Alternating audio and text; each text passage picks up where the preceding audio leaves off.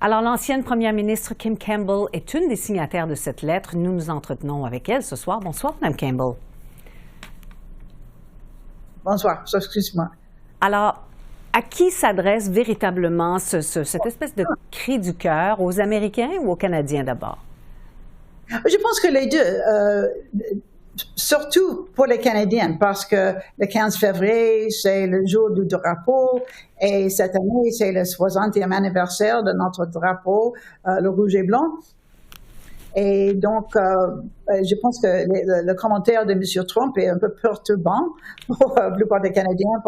Donc, pour avoir quelque chose à faire, les anciens premiers ministres ont encouragé les gens canadiens de prendre cette occasion de célébrer leur drapeau et pour montrer l'un à l'autre, mais aussi aux États-Unis, comment nous célébrons notre indépendance et comment nous aimons notre pays. Mm-hmm. Je pense que Alors, vous comptez obtenir quoi exactement? Quel est votre message directement, à part le fait qu'il faut célébrer ce drapeau et que c'est l'occasion de le faire? Ouais, il faut souligner que nous sommes des anciens premiers ministres. Et c'est pas pour nous de nous insérer dans le contexte des négociations, le travail de notre gouvernement. C'est pour respecter notre manque de pouvoir que nous avons choisi ce geste pour utiliser une occasion importante pour rassembler les gens.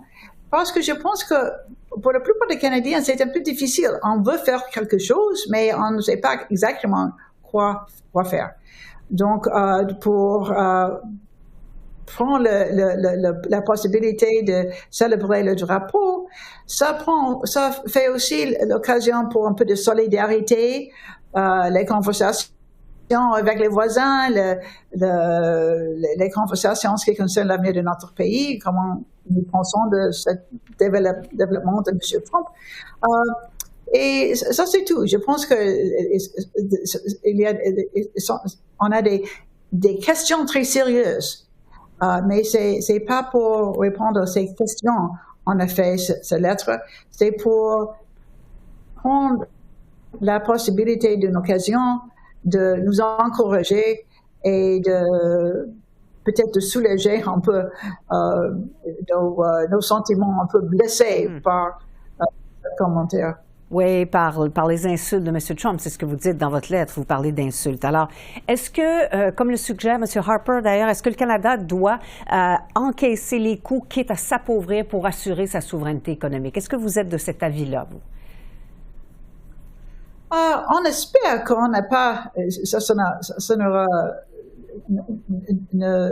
n'aura pas la réalité qu'il faut faire un choix entre la pauvreté et l'indépendance. Je pense que ça, c'est un choix très dramatique. Mais je pense que c'est correct, qu'on ne peut pas donner aux bullies ce qu'ils veulent, parce que après, il y a toujours plus. Ça ne cesse pas le conflit. Il faut souligner que nous sommes indépendants, que nous sommes dévoués à protéger notre indépendance et que nous sommes prêts à payer un prix pour faire ça.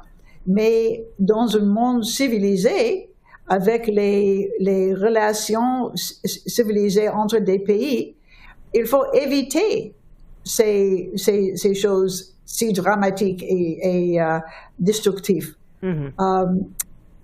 Donc, j'espère qu'on n'aura pas ce choix. Mais je comprends le sentiment de M.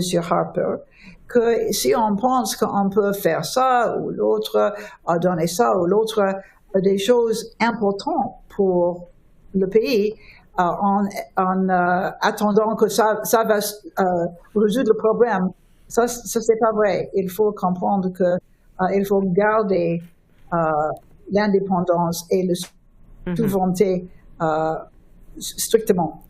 Par ailleurs, devant les menaces répétées de Donald Trump, on a parfois l'impression qu'on est un petit peu seul au monde en ce moment. Où sont nos alliés? Qui sont nos alliés? Et qui se lèvent en quelque sorte pour nous défendre en ce moment? C'est un cauchemar. C'est une situation impossible de penser pendant des années. Et moi, je n'ai pas des résolutions miraculeuses pour faire, mais si on pense des principes, quels sont les principes les plus importants pour nous? Canada, c'est un pays qui se comporte dans le monde de façon éthiquement, et quand nous faisons des accords, on garde, on est honnête, on garde les conditions de ces accords. Mm-hmm. Et il faut protéger ces principes. Qu'est-ce que va passer? Moi, je n'ai aucune idée, mais je suis certain que d'être faible, de ne pas protéger notre identité et notre souveraineté, ça c'est une erreur. Oui. Il faut être. Mais Madame Campbell, vous connaissez bien l'Europe, vous vivez en Europe en ce moment. Quels sont les pays européens qui sont prêts à se porter à notre défense?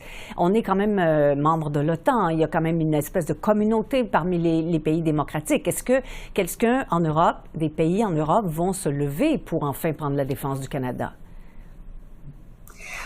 Je ne sais pas quoi on dit les chefs européens à ce moment, parce que je ne sais pas, parce que je pense que la plupart de les expressions sont peut-être en privé, je ne sais pas. Je pense qu'ils sont tous horrifiés et les déclarations de M. Trump sont inexplicables quand on considère la vérité de nos relations dans les deux pays.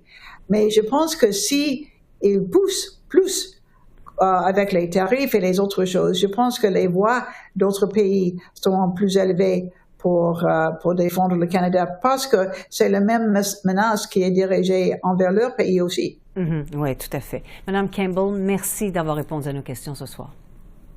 Je m'excuse mon français, mais... Votre français est excellent.